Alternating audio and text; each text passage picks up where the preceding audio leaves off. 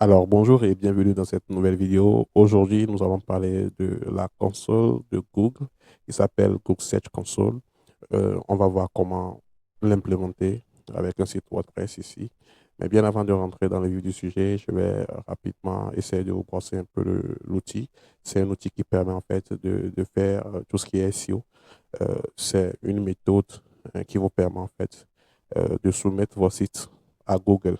Voilà, pour que les robots de Google puissent passer et remonter les contenus qui sont là vers les moteurs de recherche. Donc, c'est ce qu'on appelle généralement le référencement naturel. Donc, ici, vous avez le projet qui est là, ou bien vous avez l'outil qui est là, l'outil qui s'appelle Google Search Console, qui vous permet de faire tout cela. Donc, après, lorsque nous allons rentrer dans les détails, vous allez voir que c'est un outil qui est vraiment intéressant et il va au-delà de nos ententes. Donc, si vous êtes propriétaire de site ou bien webmaster, vraiment, cet outil est vraiment indispensable pour vous. Alors, on ne va pas faire trop de blablabla. On va rentrer rapidement dans le vif du sujet. Et là, pour commencer, vous devez avoir votre navigateur sur lequel vous allez renseigner cette adresse. Donc, vous allez accéder à la page euh, à propos du projet et vous allez lire et puis vous allez peut-être comprendre autrement les choses. Et voilà, donc la page est disponible sur search.google.com slash search-console slash about. Donc, je vous mettrai les liens dans les descriptifs de la vidéo pour que vous puissiez rapidement y rendre. Donc, ce que je vais faire rapidement, c'est de cliquer sur commencer maintenant. Donc, vous avez le bouton commencer maintenant sur lequel vous allez cliquer. Et une fois que vous cliquez sur le bouton commencer maintenant, vous atterrissez ici sur une page comme ceci. Mais bien avant d'atterrir ici, vous devez d'abord avoir un compte chez Google. Ça y est, vous devez avoir un compte Google avant d'avoir ça, puisque c'est un produit de Google. Ça fait partie des suites d'outils de Google. Donc, impérativement, vous devez avoir un, autre, en fait, un compte chez Google. Voilà. Donc, après, chose importante à savoir, vous devez avoir un nom de domaine. Donc, vous devez avoir un nom de domaine, pas n'importe quel nom de domaine. Vous devez avoir un nom de domaine public. Donc, il y a deux types de noms de domaine. Il y a les noms de domaine local ou bien les noms de domaine locaux. Et vous avez les noms de domaine public. Donc, les noms de domaine public, c'est les noms de domaine que n'importe qui peut contacter à travers le monde, juste si la personne a une connexion Internet. Donc, vous devez acheter un nom de domaine, c'est ce que je veux dire en clair, et avoir un site. Donc, vous pouvez utiliser n'importe quelle technologie pour votre site. Moi, je suis plus WordPress, donc on va évoluer bien évidemment avec WordPress. Mais si vous avez PrestaShop, Shopify, ou bien vous avez créé du code personnalisé, vous avez un site sur mesure, vous pouvez aussi l'utiliser. Donc, ce que nous allons faire rapidement, c'est de revenir ici sur cette page et de commencer par enseigner les choses. Donc, moi, je vais essayer de produire cette vidéo, de réaliser cette vidéo avec le nom de domaine it-admin.digital qui est hébergé chez Hostinger ou bien qui a été acheté chez hostinger.com. Voilà. Donc, on va faire it-admin.tg,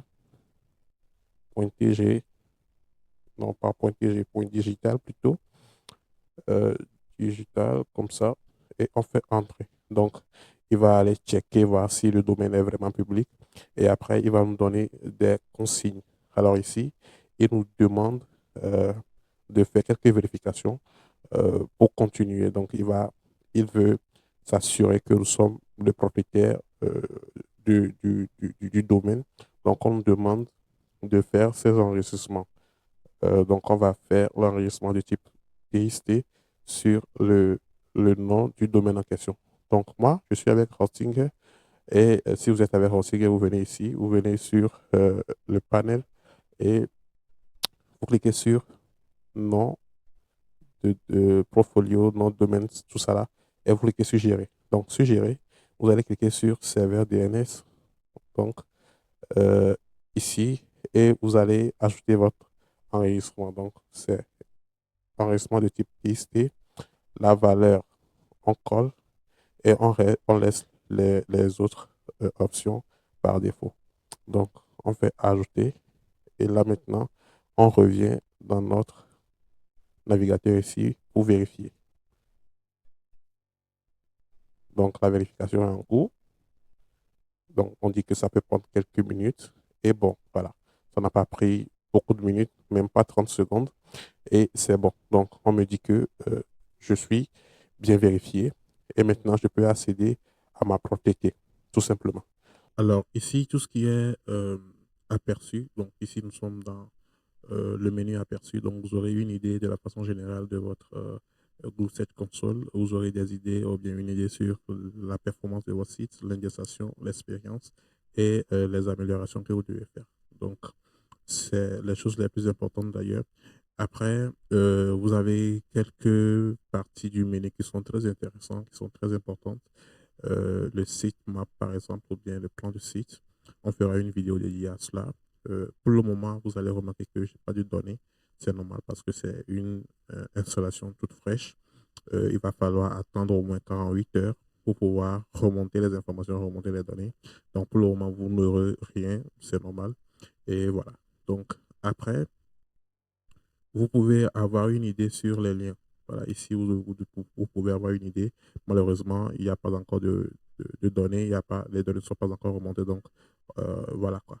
Après, vous avez le paramétrage qui est ici. Et dans le paramètre, dans le menu paramètres, vous pouvez inspecter votre fichier robot-testé.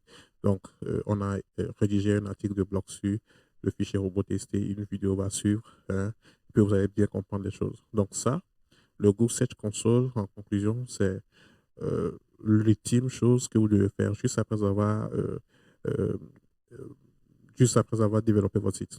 Donc, après avoir développé le site, au moment où le site va rentrer en production, vous devez faire ça. Donc, vous devez faire tout cela, paramétrer le sitemap, paramétrer les choses, tout ce qui est intéressant, tout ce qui est vraiment important pour le référencement du site avant d'aller en production. Donc, je crois que ça serait tout pour cette vidéo. Si vous avez des questions, n'hésitez pas à les poser dans les commentaires, soit dans l'espace dédié, et je vous donnerai rapidement, vite fait, aussi bien fait, des réponses. Allez, à très vite.